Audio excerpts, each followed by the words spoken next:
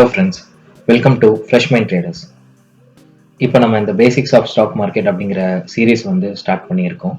இது எதுக்காக அப்படின்னா ஸ்டாக் மார்க்கெட்னா என்ன, அதில் என்னென்ன ரிஸ்க் இன்வால்வ் ஆயிருக்கு, எப்படி ஒரு ஸ்டாக்கை பை பண்ணணும், செல் பண்ணணும், எப்படி ஒரு ஸ்டாக்கை அனலைஸ் பண்ணணும் அப்படிங்கிற மாதிரி எல்லா விஷயத்தையுமே இந்த சீரீஸில் நம்ம பார்க்கலாம்.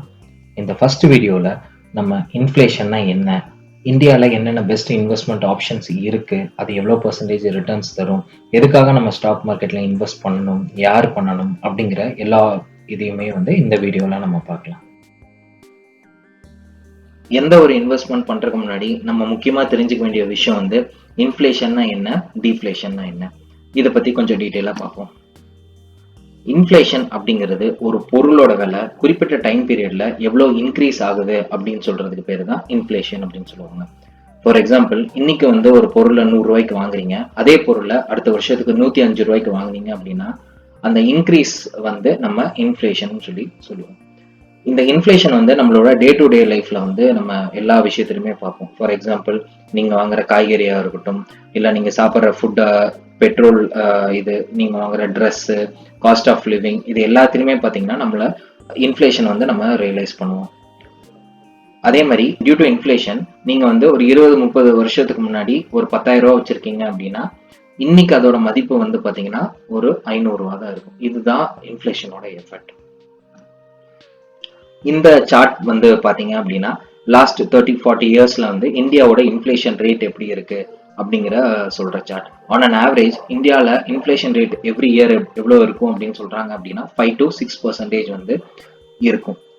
இப்போ நீங்க எந்த ஒரு இன்வெஸ்ட்மெண்ட் பண்றதுக்கு முன்னாடி நீங்க இந்த இன்ஃப்ளேஷனை பீட் பண்ற மாதிரி ரிட்டர்ன்ஸ் தர இன்வெஸ்ட்மெண்ட்ல தான் நீங்க கண்டிப்பா இன்வெஸ்ட் பண்ணணும். ஏன் அப்படின்னா இன்னைக்கு ஒரு பொருளுக்கு 100 ரூபா இருக்கு, நாளைக்கு அதை 106 ரூபா கொடுத்து வாங்க போறீங்க.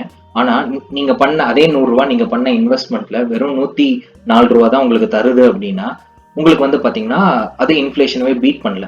அதனால உங்களுக்கு அந்த இன்வெஸ்ட்மெண்ட் ஆப்ஷன் பாத்தீங்கன்னா பெட்டரான இன்வெஸ்ட்மெண்ட் இல்லை. ஸோ எந்த ஒரு இன்வெஸ்ட்மெண்ட் பண்றதுக்கு முன்னாடி இன்ஃப்ளேஷன் ரேட்டை விட அதிக பர்சன்டேஜ், அதாவது அதிக ரிட்டர்ன்ஸ் தர இன்வெஸ்ட்மெண்ட் தான் one of the best investment. இப்போ நம்ம டீஃப்ளேஷன்னா என்னன்னு சொல்லி பார்ப்போம். இன்ஃப்ளேஷனோட அப்படியே ரிவர்ஸ் தான் நம்ம டீஃப்ளேஷன் சொல்லுவோம். அதாவது ஒரு பொருளோட விலை குறிப்பிட்ட டைம் பீரியட்ல எவ்வளவு கம்மியா இருக்கு அப்படின்னு சொல்றது தான் டீஃப்ளேஷன் சொல்லுவோம். அதே எக்ஸாம்பிள் எடுத்துக்கிட்டோம்னா இன்னைக்கு ஒரு பொருளை 100 ரூபா கொடுத்து வாங்குறீங்க, அதே பொருளை நாளைக்கு 95 ரூபா கொடுத்து வாங்குறீங்க அப்படின்னா அதுதான் நம்ம டீஃப்ளேஷன் எஃபெக்ட் அப்படின்னு சொல்லுவோம். இப்போ நம்ம இந்தியாவில் என்னென்ன இன்வெஸ்ட்மெண்ட் ஆப்ஷன்ஸ் இருக்கு அப்படிங்கிறத நம்ம பார்ப்போம். ஸோ இந்தியாவில் மோஸ்ட் ஃபெமிலியர் பார்த்தீங்க அப்படின்னா அவங்களோட சேவிங்ஸ் அக்கௌண்ட்ல வச்சிருப்பாங்க ஃபிக்ஸட் டெபாசிட், எல்ஐசி, பிபிஎஃப், இல்லாட்டி ரியல் எஸ்டேட், கோல்ட்ல இன்வெஸ்ட் பண்ணியிருப்பாங்க. இன்னும் small percentage of the people தான் இந்த bonds, debentures, mutual funds, stock investment அந்த இதுல எல்லாமே இன்வெஸ்ட் பண்றாங்க. Majority of the Indians invest பண்றது எல்லாமே பாத்தீங்க அப்படின்னா லோ ஈல்டிங் இன்வெஸ்ட்மெண்ட் ஆப்ஷன்ஸ்ல தான் பண்ணிட்டு இருக்காங்க. ஸோ ஒவ்வொரு இன்வெஸ்ட்மெண்ட் பத்தி இப்போ நம்ம கொஞ்சம் டீட்டெயிலா பார்ப்போம். ஃபர்ஸ்ட் நம்ம பேங்க் சேவிங்ஸ் பத்தி பார்ப்போம். இப்போ top Indian private and public பேங்க்ஸ்ல எவ்வளவு இன்ட்ரெஸ்ட் ரேட் தராங்க அப்படிங்கறத நம்ம இங்க பாக்குறோம். இதுல பாத்தீங்கன்னா majority of the banks 3 to 4% தான் உங்களுக்கு ரிட்டர்ன்ஸ் தராங்க. இன்ஃப்ளேஷன் ரேட் 6% இருக்கும்போது ஒரு 4% ரிட்டர்ன்ஸ் உங்களுக்கு வருது அப்படின்னா இது ஒரு ப்ராப்பரான இன்வெஸ்ட்மெண்ட் ஆப்ஷன் இல்லை. அதே மாதிரி நீங்க சேவிங்ஸ் அக்கௌண்ட்ல வச்சிருந்தீங்க அப்படின்னா அதோட டாக்ஸேஷன் பாத்தீங்க அப்படின்னா உங்களுக்கு வர இன் அன் இயர் உங்களோட வர இன்ட்ரெஸ்டோட இன்கம் 10,000க்கு மேல இருந்துச்சு அப்படின்னா அதுக்கு நீங்க டாக்ஸ் பே பண்ற மாதிரி இருக்கும். 10,000 கீழே இருந்துச்சுன்னா நீங்க எந்த டாக்ஸும் பே பண்ண வேணாம். ஸோ ஆப்வியஸா உங்களுக்கு தெரியும் சேவிங்ஸ் அக்கௌண்ட்ல இன்ஃப்ளேஷன் பீட் பண்ற அளவுக்கு ரிட்டர்ன்ஸ் நம்மளுக்கு தரதில்லை. Next majority of the people எதுக்கு போறாங்க அப்படின்னா ஃபிக்ஸட் டெபாசிட். இதை one of the best risk இல்லாத இன்வெஸ்ட்மெண்ட் அப்படின்னு சொல்லிட்டு ஃபிக்ஸட் டெபாசிட் போறாங்க. இப்போ நம்ம லாஸ்ட் 5 to 6 இயர்ஸ்ல ஃபிக்ஸட் டெபாசிட் எவ்வளவு இன்ட்ரெஸ்ட் கொடுக்குறாங்க அப்படிங்கறத நம்ம பார்க்கலாம். ஒரு 5 இயர்ஸ்க்கு முன்னாடி 8% கொடுத்துட்டு இருந்தது, அப்படியே கிராஜுவலா உங்களுக்கு டிக்ரீஸ் ஆகி இன்னைக்கோட ரேட் படி பாத்தீங்கன்னா எந்த ஒரு டாப் பேங்கா இருக்கட்டும் உங்களுக்கு தர இன்ட்ரெஸ்ட் ரேட் பாத்தீங்கன்னா 5 to 6% தான் உங்களுக்கு இருக்கு.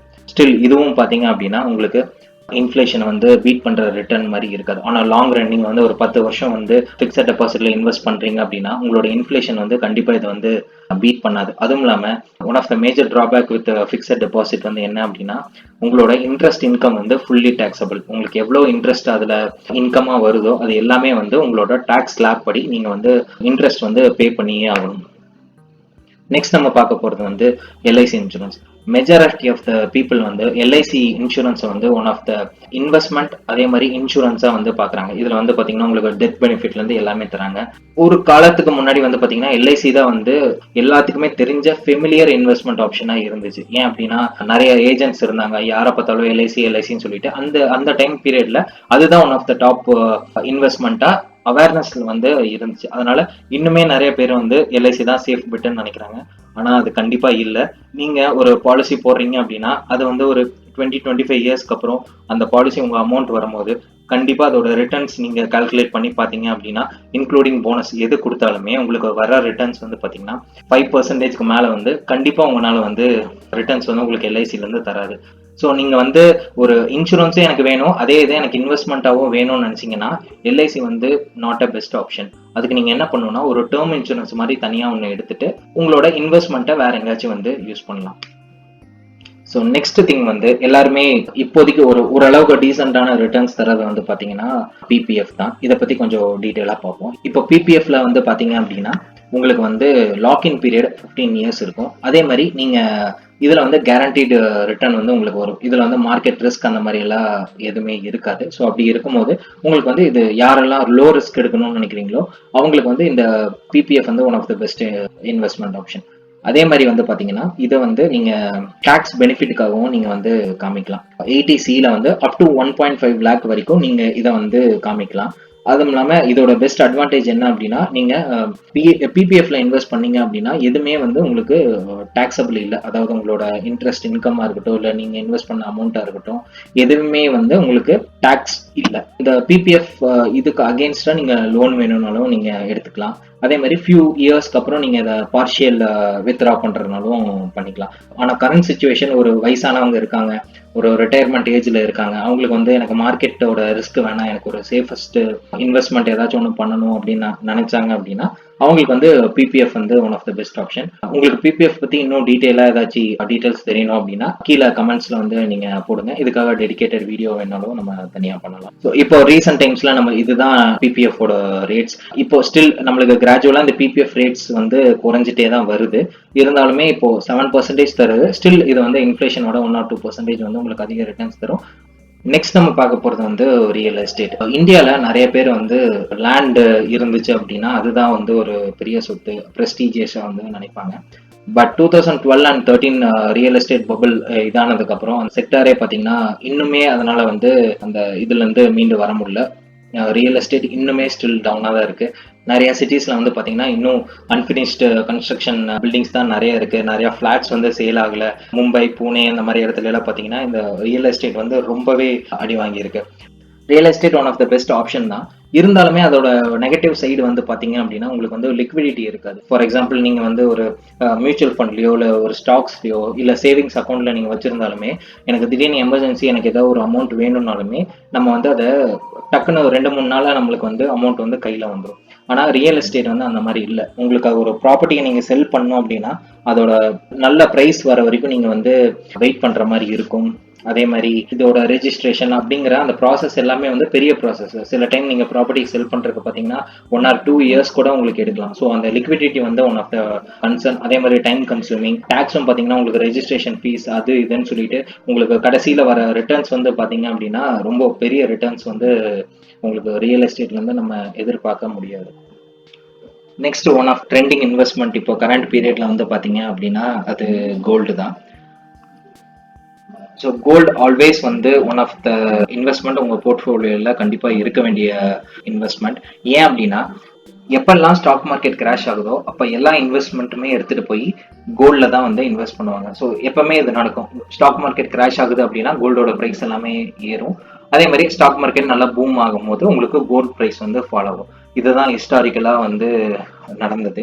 ஏன் அப்படின்னா ஒரு ஸ்டாக் மார்க்கெட்ல ஒரு கிராஷ் நடக்க போகுதுன்னு யாராச்சும் ப்ரெடிக்ட் பண்றாங்க அப்படின்னா அவங்களோட என்டையர் இன்வெஸ்ட்மெண்ட் வந்து ஏதோ ஒரு இடத்துல வந்து நல்ல ரிட்டர்ன்ஸும் தரணும், அதே மாதிரி லிக்விடிட்டியும் கொஞ்சம் சீக்கிரமா இருக்கணும். இப்போ கோல்டில் இன்வெஸ்ட்மெண்ட்ல பார்த்தீங்கன்னா நீங்கள் நிறைய ஆப்ஷன்ஸ் இருக்கு. நீங்கள் பிசிக்கல் கோல்டாக வாங்கிக்கலாம், இல்லை இஎஃப்டியும் வாங்கிக்கலாம், இல்லை கவர்மெண்டோட சாவரியன் பாண்ட் அந்த மாதிரி இதில் கூட நீங்கள் இன்வெஸ்ட்மெண்ட்ல பண்ணிக்கலாம்.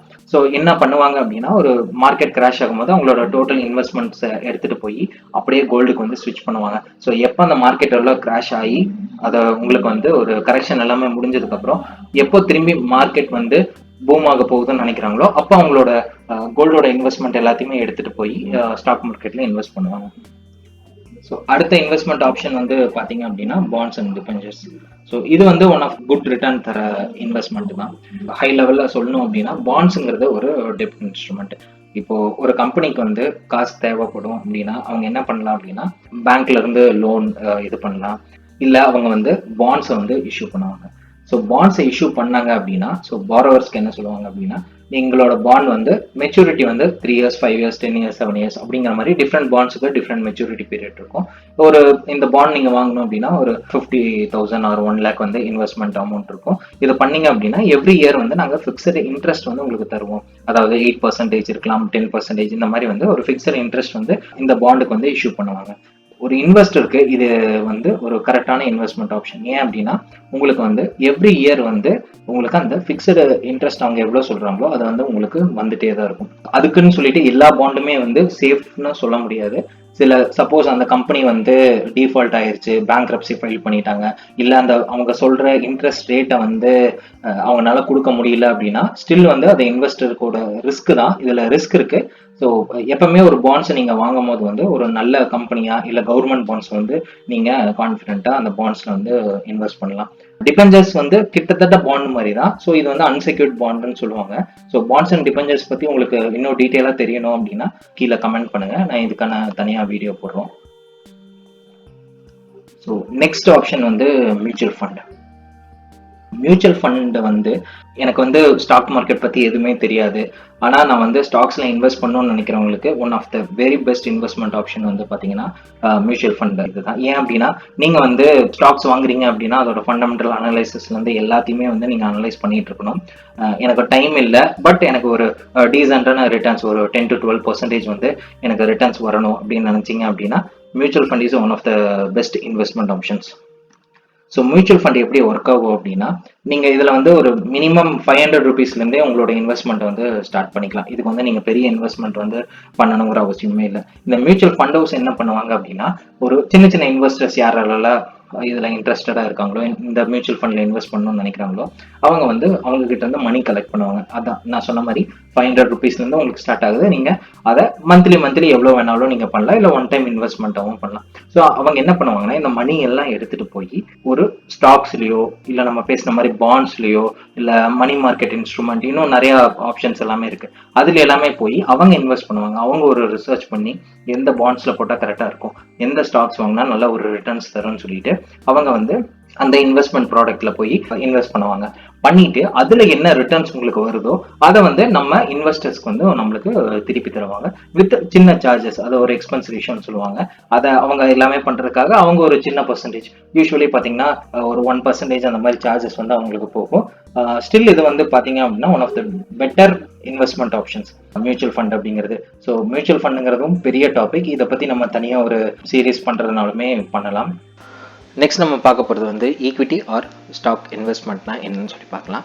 அதுக்கு முன்னாடி நீங்கள் எந்த ஒரு இன்வெஸ்ட்மெண்ட் ஆப்ஷன் வேணாலும் எடுத்துக்கோங்க. அதாவது பேங்காக இருக்கட்டும், ஃபிக்ஸட் டெபாசிட், எல்ஐசி, பிபிஎஃப் எது இருந்தாலுமே அவங்க ப்ராமிஸ் பண்ண 4 to 5% ஆர் 7% ரிட்டர்ன்ஸ் வந்து எப்படி அவங்களுக்கு ஜென்ரேட் ஆகுதுங்கிறது நம்ம முக்கியமாக தெரிஞ்சுக்கணும். என்ன அப்படின்னா பேங்க்ஸாக இருக்கட்டும் இல்லை எல்ஐசியாக இருக்கட்டும், அவங்க வந்து one of the greatest investors in the stock market. நீங்கள் ஃபிக்ஸட் டெபாசிட்லையோ இதில் நீங்கள் போடுற அமௌண்ட்டை அவங்க என்ன பண்ணுவாங்க அப்படின்னா அவங்க வந்து டைரெக்டாக போய் ஸ்டாக் மார்க்கெட்டில் இன்வெஸ்ட் பண்ணுவாங்க. பண்ணி அவங்களுக்கு வந்து அப்ராக்சிமேட்டாக மோர் தேன் 10% ஆர் 12% இல்லை நல்ல ஸ்டாக்ஸில் வந்து இன்வெஸ்ட் பண்ணியிருக்காங்கன்னா ஈவன் அதை விட நிறைய ரிட்டர்ன்ஸ் வரும். அவ்வளோ ரிட்டர்ன்ஸை வந்து அவங்க அதில் இன்வெஸ்ட் பண்ணிட்டு நம்மளுக்குன்னு சொல்லி ஒரு 4 to 5% வந்து அந்த இன்வெஸ்ட்மெண்ட்லேருந்து நம்மளுக்கு வந்து எடுத்து தருவாங்க. ஸோ ஆப்வியஸாக என்ன தெரியுது, எல்லாத்தோட ஃபோக்கஸ்மே வந்து ஸ்டாக் மார்க்கெட் தான். ஏன் அப்படின்னா அதுதான் one of the best returns தர இன்வெஸ்ட்மெண்ட் ஆப்ஷன்ஸ். நிறைய பேர் ஏன் வந்து டைரெக்டாக ஸ்டாக் மார்க்கெட்டில் இன்வெஸ்ட் பண்ணுறதில்ல அப்படின்னா அவங்களுக்கு அந்த அளவுக்கு ஃபெமிலியர் நாலேஜ் இருக்கிறதில்ல, இல்லை அதில் போனால் ரிஸ்க் இருக்குமோ, போட்ட காசு எல்லாமே போயிருமோ அப்படிங்கிற பயத்தினால தான் அவங்க யாருமே வந்து ஸ்டாக் மார்க்கெட்டில் இன்வெஸ்ட் பண்ணாமல் மற்ற ஆப்ஷன்ஸில் வந்து பண்ணிவிட்டு ஓகே எனக்கு 5-6% வந்தால் போதும் அப்படிங்கிற மாதிரி நினைக்கிறாங்க. இதுவே நம்ம ஸ்டாக் மார்க்கெட்டை பற்றி ஃபுல் நாலேஜ் நம்ம கெயின் பண்ணிட்டோம் அப்படின்னா நம்ம எதுக்கு போய் ஒரு ஃபிக்ஸட் டெபாசிட்லையோ எல்ஐசிலையோ வந்து எதுக்கு இன்வெஸ்ட் பண்ணோம். ஸோ இன்ஃபேக்ட் எல்ஐசி தான் வந்து one of the largest investor stock market. அதாவது இந்தியாவில் டிஐஐ அப்படின்னு சொல்லுவாங்க, டொமஸ்டிக் இன்ஸ்டிடியூஷனல் இன்வெஸ்டர்ஸ்னு சொல்லுவாங்க. அதில் மெயினாக பார்த்தீங்க அப்படின்னா இந்த மாதிரி பேங்க்ஸ், அதுக்கப்புறம் எல்ஐசி, இவங்க எல்லாமே தான். ஸோ எதுக்காக நம்ம லோ ஈல்டிங் ரிட்டர்ன் இன்வெஸ்ட்மெண்ட்டில் போய் நம்ம இன்வெஸ்ட் பண்ணிட்டு எதுக்கு பண்ணோம்? அதுக்காக நம்மளுக்கு இந்த நாலேஜ் இருந்துருச்சு அப்படின்னா நம்மளே வந்து டைரெக்டாக அந்த ஸ்டாக்ஸில் வந்து இன்வெஸ்ட் பண்ணிக்கலாம். ஸ்டாக் இன்வெஸ்ட்மெண்ட்டுங்கிறது ரிஸ்கியர் தான், ஆனால் அதை பற்றி ஒரு கம்பெனி பற்றி உங்களால் ஃபண்டமெண்டல் அனாலிசிஸ் பண்ண முடியும், இல்லை அதோட பேலன்ஸ் ஷீட்டை எப்படி ரீட் பண்ணுறது, அப்புறம் அவங்களோட கேஷ் ஃப்ளோ எப்படி இருக்குது, அவங்களோட ஃபியூச்சர் க்ரோத் எப்படி இருக்கும், இந்த மாதிரி நான் எல்லா விஷயத்தையுமே நம்மளால் அண்டர்ஸ்டாண்ட் பண்ண முடிஞ்சு அப்படின்னா கண்டிப்பாக நம்மளாலையும் ஸ்டாக் மார்க்கெட்டில் இன்வெஸ்ட் பண்ண முடியும். ஸோ இந்த வீடியோ லெக்சர் சீரிஸ் எதுக்கு அப்படின்னா இன்வெஸ்ட்மெண்ட் எப்படி நம்ம ஸ்டாக்ஸில் வந்து எப்படி பெட்டராக பண்ண முடியும், நம்ம எப்படி இதை லேர்ன் பண்ணுறது அப்படிங்கிறதா. ஸோ மெயின் டிஃபரன்ஸ் வந்து ஒரு இன்வெஸ்ட்மெண்ட் பண்ணுறதுக்கும் சேவிங் பண்ணுறதுக்கும் என்ன அப்படின்னா உங்களோட growth வந்து ரொம்ப அதிகமாக இருக்கும். growthன்னு எதை சொல்கிறோம் அப்படின்னா உங்களோட மணியோட growth. உங்களோட மணி நீங்கள் தூங்கிட்டு இருக்கும் போதும் அது வேலை செஞ்சு அது வந்து உங்களுக்கு மணி பண்ணி தருது அப்படின்னா அதெல்லாம் வந்து இன்வெஸ்ட்மெண்ட்னு சொல்லுவாங்க. ஸோ நம்மளோட இன்ஃப்ளேஷனாக இருக்கட்டும், எதை பீட் பண்ணி நம்மளோட லாங் டேர்ம் கோலாக இருக்கட்டும், உங்களுக்கு வந்து ஒரு எக்ஸ்போனென்ஷியல் growth உங்களுக்கு வேணும் அப்படின்னா கண்டிப்பாக நீங்கள் வந்து ஒரு பெட்டர் இன்வெஸ்ட்மெண்ட் வந்து பண்ணி தான் ஆகணும். ஸோ நம்ம இத்தனை நேரம் வந்துட்டு என்னென்ன டிஃப்ரெண்ட் ஆப்ஷன்ஸ் எல்லாமே இருக்கு, என்னென்ன இன்வெஸ்ட்மெண்ட் பண்ணணும் அப்படிங்கிறது எல்லாத்தையுமே வந்து நம்ம பார்த்தோம். So it is purely based on individuals தான். யாரு அவங்களோட ரிஸ்க் இது எப்படி இருக்கு, அவங்களோட ஏஜ் எப்படி இருக்கு, அதெல்லாமே பார்த்து தான் அவங்களோட இன்வெஸ்ட்மெண்ட் ஆப்ஷன் வந்து அவங்க சூஸ் பண்ணணும். எல்லாருமே போய் ஸ்டாக்ஸ்ல தான் பண்ணணுங்கிறது இல்லை. அது அவங்களோட ரிஸ்க் அப்பிடைட் பொறுத்து, அவங்களோட கோல்ஸ் எத்தனை நாள்ல ரீச் பண்ணணும், அது எல்லாத்தையுமே பொறுத்து தான் அந்த இன்வெஸ்ட்மெண்ட் ஆப்ஷன் இருக்கும். ஸோ அதுக்கு தான் என்ன சொல்லுவாங்க அப்படின்னா எப்பவுமே வந்து உங்களோட இன்வெஸ்ட்மெண்ட்டை வந்து டைவர்சிஃபை பண்ண சொல்லுவாங்க. அதாவது 100% நீங்கள் வந்து ஒரு 1 lakh இன்வெஸ்ட் பண்ணணும்னு நினச்சிங்க அப்படின்னா அந்த 1 lakh எடுத்துகிட்டு போய் எனக்கு ஸ்டாக் மார்க்கெட்டில் நல்ல பெரிய ரிட்டர்ன்ஸ் வருதுன்னு சொல்லிட்டு அதுலேயே நீங்கள் இன்வெஸ்ட்மெண்ட் பண்ணக்கூடாது. அதுலேயே ஸ்ப்ளிட் அப் பண்ணி கொஞ்சம் பிபிஎஃப்ல போடுறது, கொஞ்சம் கோல்டில் இன்வெஸ்ட் பண்ணுறது, கொஞ்சம் பாண்ட்ஸில், அந்த மாதிரி வந்து உங்களோட போர்ட்ஃபோலியோவை வந்து நீங்கள் ஃபஸ்ட்டு கிளியராக டிஃபைன் பண்ணி அதை வந்து நீங்கள் அலோகேட் பண்ணிக்கணும். எதுக்காக அப்படின்னா ஸ்டாக் மார்க்கெட்டில் உங்களுக்கு ஹையர் ரிட்டர்ன்ஸ் தந்தாலுமே உங்களுக்கு வந்து ரிஸ்க் வந்து அதில் ஜாஸ்தி. இப்போ ஒரு மார்க்கெட் கிராஷ் ஆகுது, அது வந்து ஒரு 3 to 4 years வரைக்கும் உங்களுக்கு வந்து ஒரு நெகட்டிவ் ரிட்டர்ன் தருது அப்படின்னா இப்போ எமர்ஜென்சிக்காக நீங்கள் காசு எடுக்கணும் அப்படின்னாலுமே உங்களுக்கு வந்து அது ப்ராப்ளம் தான். இதே இதை நீங்கள் பேரலாக ஒரு 10% to 20% வந்து நீங்கள் கோல்ட்லையோ இல்லை பாண்ட்ஸ்லையோ பண்ணியிருந்தீங்க அப்படின்னா அதில் வந்து உங்களுக்கு பாண்ட்ஸில் வந்து உங்களுக்கு சொன்ன ஃபிக்ஸட் இன்ட்ரெஸ்ட் வந்து உங்களுக்கு கண்டிப்பாக வந்துட்டு இருக்கும். அதே மாதிரி மார்க்கெட் கிராஷ் ஆகும் போது ஆப்வியஸாக உங்களுக்கு வந்து கோல்டோட ப்ரைஸ் எல்லாமே வந்து இன்க்ரீஸ் ஆகும். இந்த கோவிட் டைம்லையும் பார்த்தீங்கன்னா மார்க்கெட் வந்து பெரிய கிராஷ் நடந்துச்சு. ஸோ கோல்டு இப்போதைக்கு பார்த்தீங்கன்னா 50,000 45,000 கிட்ட வந்து இப்போ நம்ம கோல்டு ப்ரைஸும் அதனால தான் வந்து பயங்கரமாக ஏறி இருக்கு. ஸோ உங்களோட இன்வெஸ்ட்மெண்ட் ஆப்ஷன்ஸை வந்து இந்த மாதிரி டைவர்சிஃபை பண்ணி வச்சுக்கிட்டீங்க அப்படின்னா உங்களுக்கு வந்து ஒரு இன்வெஸ்ட்மெண்ட்ல உங்களுக்கு நெகட்டிவ் ரிட்டர்ன்ஸ் வந்தாலுமே மற்ற இன்வெஸ்ட்மெண்ட்ஸ் எல்லாமே வந்து உங்களுக்கு ஒரு நல்ல பாசிட்டிவ் ரிட்டர்ன்ஸ் வந்து தரும். இதுதான் டைவர்சிஃபை பண்ணணும். அதே மாதிரி இந்த டைவர்சிபிகேஷன் ரேஷியோ வந்து பாத்தீங்கன்னா சிலர் எப்படி சொல்லுவாங்க, 100ல இருந்து உங்க ஏஜை வந்து மைனஸ் பண்ணிக்கிட்டீங்க அப்படின்னா அது எவ்வளவு பெர்சன்டேஜ் வருதோ அதை எடுத்துட்டு போய் ஈக்விட்டியில பண்ணும். ஈக்விட்டிங்கிறது ஸ்டாக்ஸ்ல போய் நீங்க இன்வெஸ்ட் பண்ணும். மற்றதை வந்து நீங்க டெப்ட் இன்ஸ்ட்ருமெண்ட், ஃபார் எக்ஸாம்பிள் பாண்ட்ஸா இருக்கட்டும், இல்ல கோல்டா இருக்கட்டும், இல்ல பிபிஎஃப், அந்த மாதிரி இது எல்லாமே இன்வெஸ்ட் பண்ண சொல்லுவாங்க. பட் அது எக்ஸாம்பிள் எப்படி அப்படின்னா உங்க வயசு வந்து இப்போ 30 அப்படின்னா 100ல இருந்து 30 மைனஸ் பண்ணீங்கன்னா 70 வரும். ஸோ 70% வந்து நீங்க ஈக்விட்டியில இன்வெஸ்ட் பண்ணுங்க, மிச்சம் இருக்கிற 30% வந்து நீங்க மற்ற இன்வெஸ்ட்மெண்ட் ஆப்ஷன்ஸ்ல பண்ணலாம் அப்படின்னு சொல்லுவாங்க. பட் இது வந்து பிராக்டிக்கலா எல்லாத்துக்குமே இது ஒத்து வராது.